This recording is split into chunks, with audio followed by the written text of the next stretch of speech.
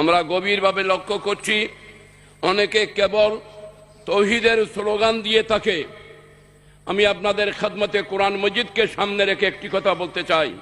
কোরআনে কারীমে আল্লাহ বলেছেন, ইন্নাল্লাযীনা আমানু ওয়া আমিলুস সালিহাত লাহুম জান্নাতুন তাজরি মিন তাহতিহাল আনহার।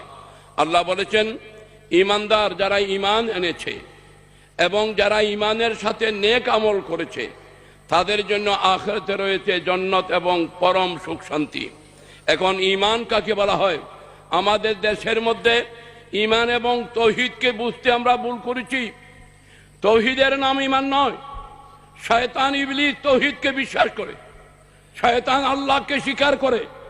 কোটি কোটি বছর শয়তান আল্লাহর ইবাদত করেছে, কিন্তু শয়তানকে মুসলমান বলা যাবে না। মুসলমান ওই ব্যক্তি হবে যে আল্লাহর ওয়াহদানিয়তের সাথে নবী করিম সাল্লাল্লাহু আলাইহি ওয়াসাল্লামের নবুয়ত ও রিসালাতকে বিশ্বাস করবে, তাকেই বলা হবে মুসলমান।